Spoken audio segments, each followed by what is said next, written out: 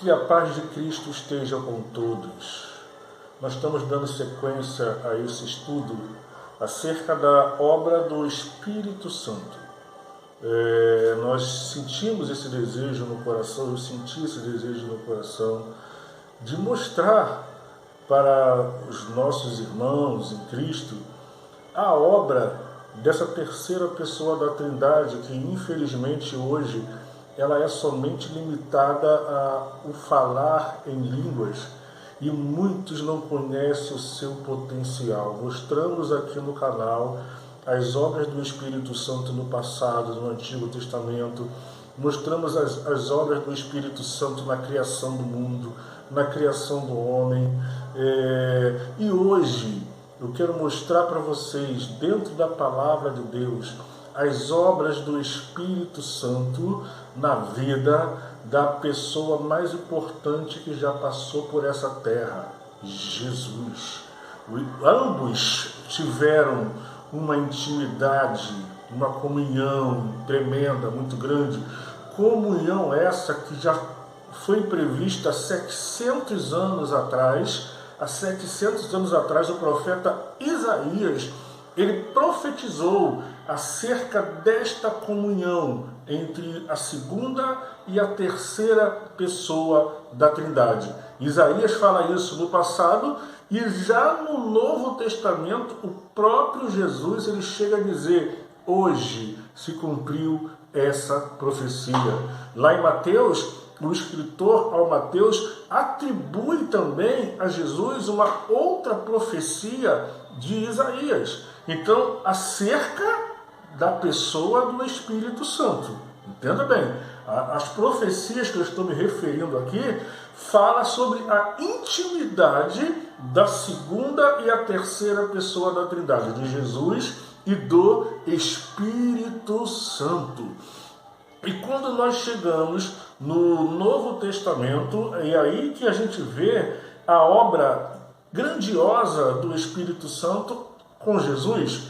Vocês sabem que Maria, mãe de Jesus, ela concebeu por obra e graça do Espírito Santo. Era uma virgem, tá? Que nunca tinha tido relações com homem algum. E eis que o Espírito Santo vem sobre a vida dela e gera uma criança em seu ventre. Veja o potencial desse Espírito. Ele é capaz de gerar uma criança dentro de um ventre de uma mulher, e virgem por sinal, né? E Jesus Cristo, quando ele nasce, tá? Diz a Bíblia que durante a sua infância ele foi cheio do Espírito Santo. E quando ele cresce, quando chega a hora dele se apresentar, tal como acontecia no passado, em que um sacerdote, um rei, um profeta, antes dele exercer a sua função, ele passava por aquela prática da unção. Jesus foi a mesma coisa. Antes dele iniciar o seu ministério, quando ele é batizado nas águas, eis que sobre ele vem o Espírito Santo na forma de uma pomba. Já explicamos aqui em outro vídeo essa simbologia do Espírito Santo. E logo em seguida, gente, veja que coisa interessante, logo em seguida, após o batismo de Jesus nas águas, ele é conduzido ao deserto pelo Espírito Santo para ser tentado pelo diabo. Olha que coisa interessante, duas coisas interessantes. Primeiro, nós vemos lá em Filipenses capítulo 2 que Jesus ele se esvaziou de toda a sua glória, da sua divindade, da sua onipotência, da sua onipresença, da sua onisciência, para viver aqui nessa terra totalmente dirigido pelo Espírito Santo. E agora, no Mateus capítulo 4, né, ele é conduzido ao deserto pelo Espírito Santo para ser tentado pelo diabo. Muitas pessoas não entendem esse texto. Por quê? Por que o Espírito Santo leva Jesus para ser tentado? Olha, nós temos aqui um grande momento. Ser tentado não é pecado, muito pelo contrário. Eu vou deixar os textos aqui para vocês lerem depois, porque a tentação, ela é uma forma do nome de Deus ser glorificado. E detalhe muito importante, né? Só é tentado quem tem potencial. Só é tentado quem inspira perigo. Fora isso, o diabo não está nem aí, né? E Jesus realmente tem potencial. Jesus realmente inspira perigo para o reino das trevas. Veio aí a razão pela qual ele foi tentado. E durante o seu ministério, nós vamos observar que o Espírito Santo continuava, fazendo obras através de Jesus. O próprio Jesus, em dado momento, o próprio Jesus, ele atribui ao Espírito Santo alguns milagres que ele fazia. Interessante isso, né? O próprio Jesus atribui ao Espírito Santo alguns milagres que ele fazia. E agora chega o momento principal da vinda de Jesus. Ele agora tem que morrer. Ele precisa morrer. E o que acontece? Quem é que o próprio Jesus, né? O próprio Jesus, ele chega a afirmar, né, que ele se oferece, O Espírito Santo se encarrega de levar Jesus até mesmo ao Calvário.